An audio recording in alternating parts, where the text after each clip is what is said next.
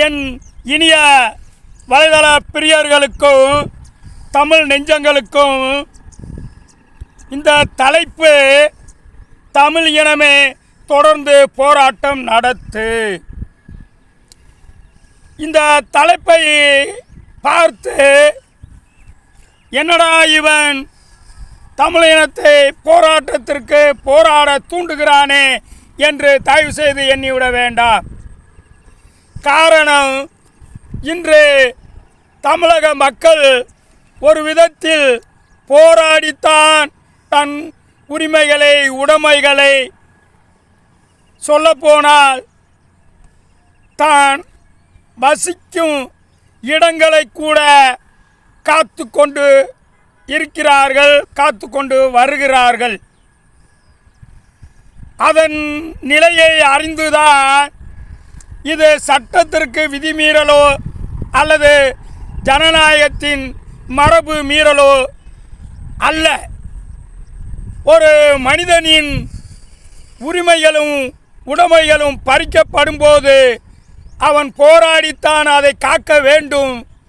ஆனால் அந்த சூழலை இங்கே அரசே அதற்கு உட்படும் போது போராட்டம் தவிர்க்க முடியாததாய் மாறிவிடுகிறது. அதை நான் சுருக்கமாக என்னுள் எழுந்த விழிப்பினை மக்களுக்கு தெரிவிக்கிறேன். இதில் எந்தவித சட்ட மீறுதலோ ஜனநாயக வரம்பு மீறுதலோ அல்ல இல்லை என்பதை நான் முன்கூட்டியே என்னுடைய முன்மொழியை சொல்லிவிடுகிறேன். இன்று ஏறக்குறைய சமீப காலமாக தமிழகத்திற்கு நல்ல காலமோ கெட்ட காலமோ தெரியவில்லை. எந்த ஒரு சூழலுக்கும் சிறு கோரிக்கைக்கு கூட சிறு சிறு உரிமைக்கு கூட போராடினால்தான் அரசுகள் செவி சாய்க்கின்றன என்ற ஒரு சிக்கலான ஒரு சங்கடமான சூழலை சமூகம் உருவாக்கிவிட்டது என்றுதான் சொல்ல வேண்டும். அதை கருவாய் கொண்டுதான் நான் இந்த தலைப்பை எடுத்து சொல்லி இருக்கிறேன். முடிவில் உங்களுக்கே இது புரிய வரும். தலைப்பு தமிழ் இனமே தொடர்ந்து போராட்டம் நடத்து. நாள்தோறும் போராட்டமா?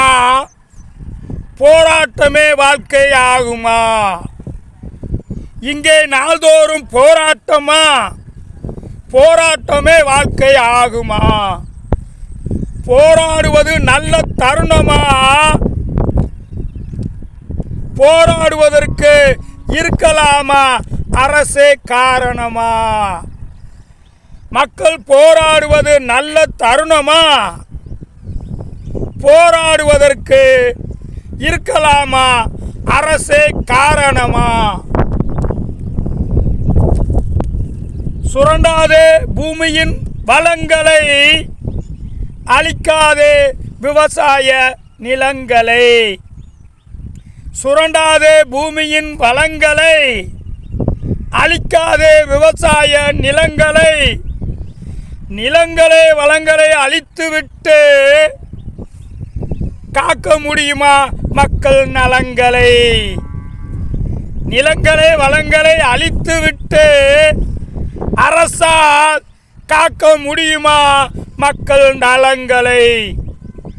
பூமியின் வளங்களை அழிக்காமல் பயன்படுத்தி முன்னேற்றம் காண்பதே நல்ல யுக்தி. அரசு பூமியின் வளங்களை அழிக்காமல் பயன்படுத்தி முன்னேற்றம் காண்பதே நல்ல யுக்தி. பூமியின் வளங்களை அழித்து மனித இனம் எவ்வளவு காலம் வாழ முடியும் செழித்து? இதை அரசாங்கங்கள் மிக நுட்பமாக கண்டிப்பாக உணர்ந்தாக வேண்டும்.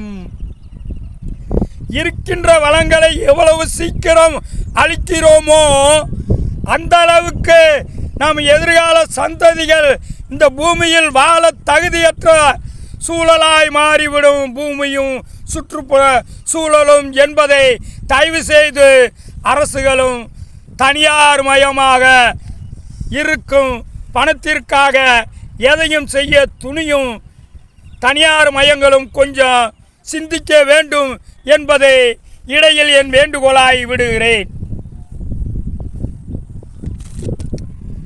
பூமியின் வளங்களை முறையாய் பயன்படுத்துவதை பொறுத்து மனித இனம் வாழலாம். அடுத்து பூமியின் வளங்களை முறையாய் பயன்படுத்துவதை பொறுத்து மனித இனம் வாழலாம். அடுத்து பூமியின் வளங்களை அழிப்பதை எதிர்த்து தமிழ் இனமே தொடர்ந்து போராட்டம் நடத்து. தயவு செய்து இதை மையப்படுத்தி தான் நான் தலைப்பை தேர்வு செய்து சொல்லி இருக்கிறேன். காரணம், பூமியின் வளங்களை அழிப்பதை எதிர்த்து தமிழ் இனமே தொடர்ந்து போராட்டம் நடத்து. இந்த போராடும் சூழலை அரசாங்கமும் உருவாக்காமல் மக்களின் இயல்பான வாழ்க்கைக்கு கேடு நேராமல் அரசுகளும் கொஞ்சம் பரிசீலனை செய்து மக்களுக்கான வாழ்வாதாரத்தை முடக்கி முன்னேற்றம் காணும் எந்த ஒரு திட்டத்தையும் தயவு செய்து இயற்ற வேண்டாம் என்று இந்த கருத்துரையின் முன்னிட்டு கேட்டு விடைபெறுகிறேன். நன்றி, வணக்கம்.